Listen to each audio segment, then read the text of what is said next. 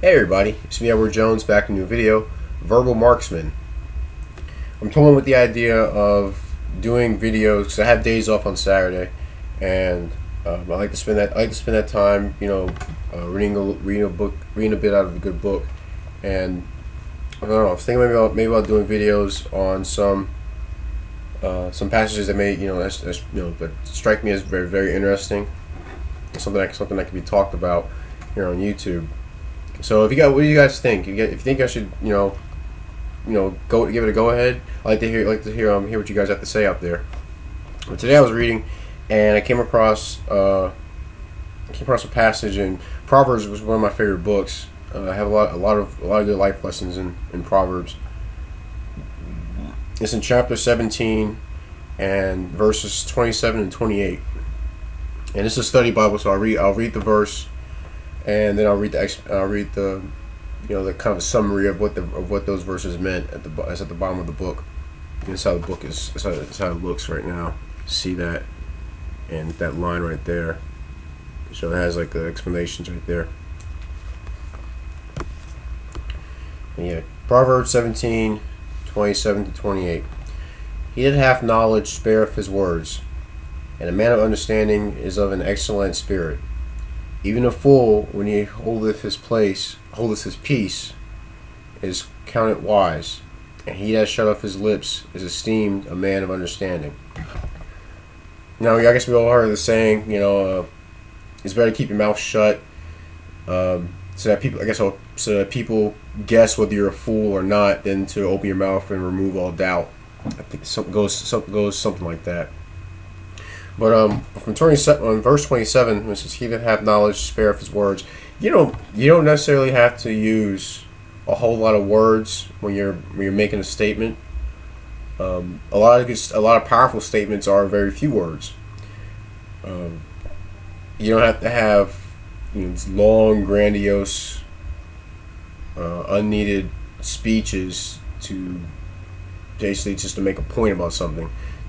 Maybe if you're telling a short story, but I think what happens is when people use when they use like these really long sentences, it could do a variety of things. It can confuse the person who's listening, and they may think that this person actually knows what they're saying, but really this person has no idea what they're talking about. In fact, they may be saying something that has no connection to the original point.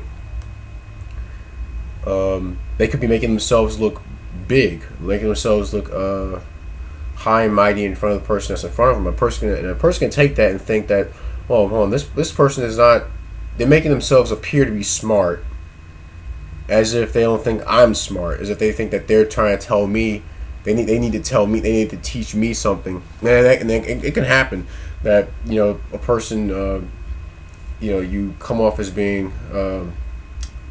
I don't know if conceited is the right word,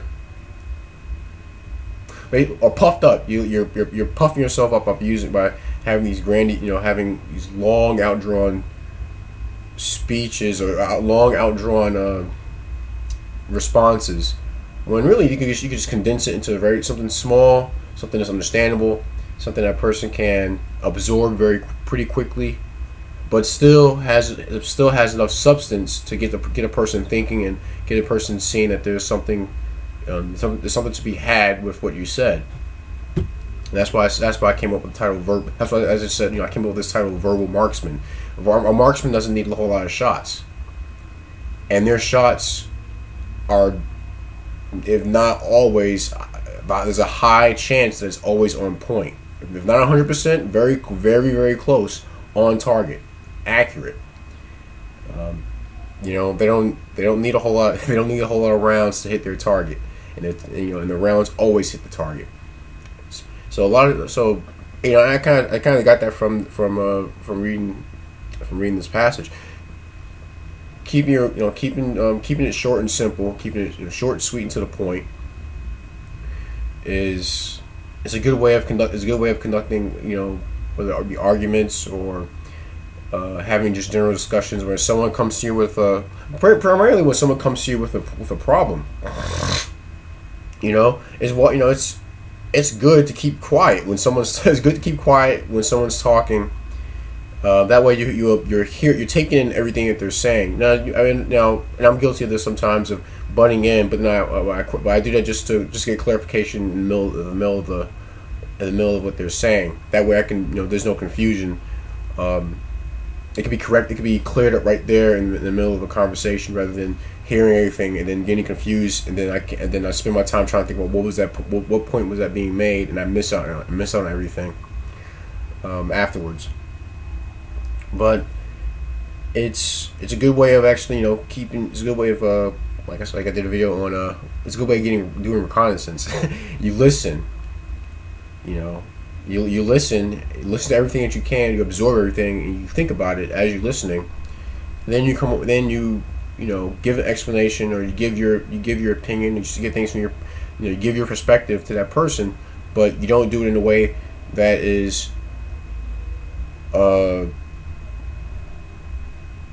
I guess loquacious is you're not loquacious. You're not constantly going on and on. So, but that was the lesson I got from this passage. And then it says, even a fool, when he holdeth his peace, is counted wise, and he that shutteth his lips is esteemed of a man of understanding. Keep your mouth shut.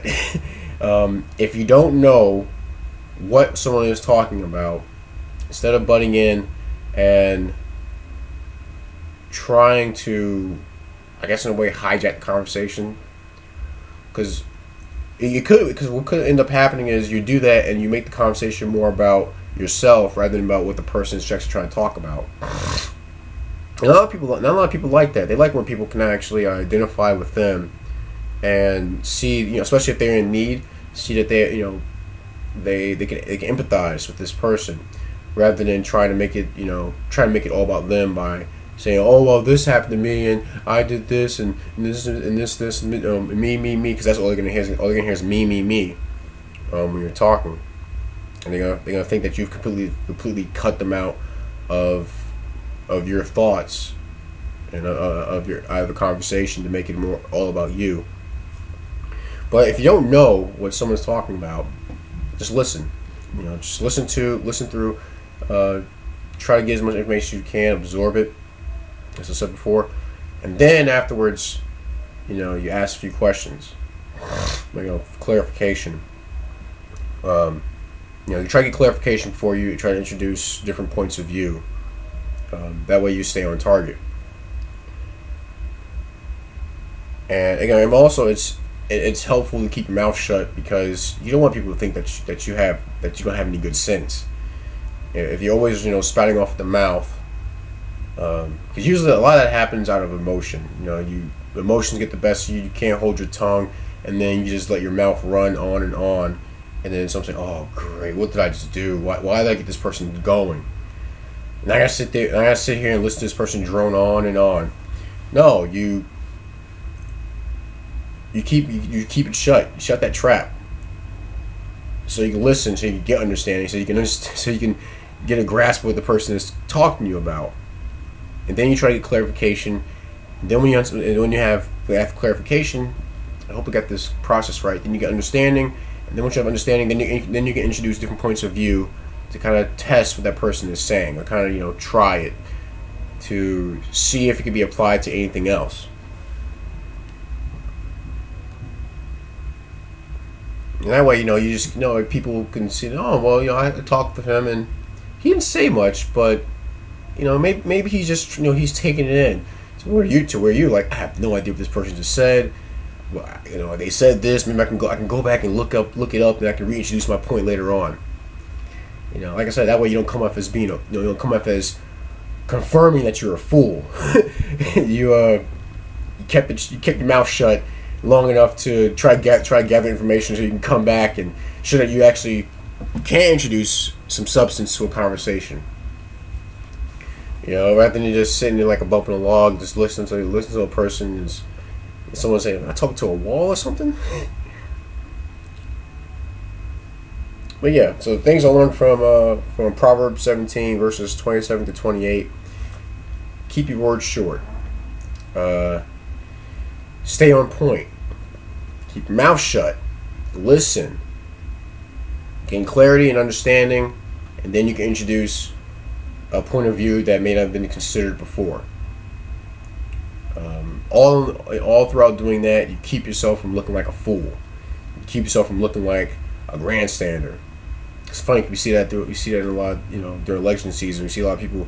I don't understand how people gravitate towards all these long, ridiculous speeches, or even some talking points. They may come up as short and sweet, but they don't. But it's not something that a person can actually absorb and try to think about.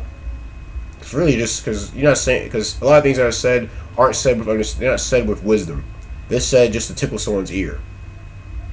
And some people more than most are susceptible to that. They're susceptible to letting their feelings grasp the words rather than letting it process and think about whether what's being said it's something that should be considered, or something that should be considered, or something that either considered to be worthwhile, or something that should be considered trash.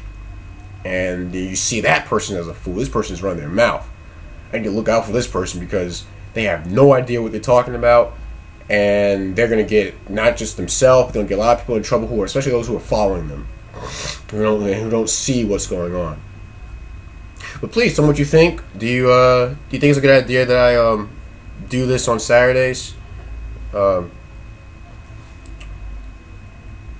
may not be able to make a video all the time, but something that I'm reading strikes up a good conversation, or a point that can be made, or maybe an inquiry I can put on a video. What do you think? I'd like to hear your responses. What do you think of this conversation? Please send me, make a video response, or leave comments in the comment section, or send me a PM. Any gripes, complaints, please feel free to shoot me a message. I'll see what I can do to address them. But that's my video. Virgo Marksman. I'm Edward Jones, and you have a blessed day.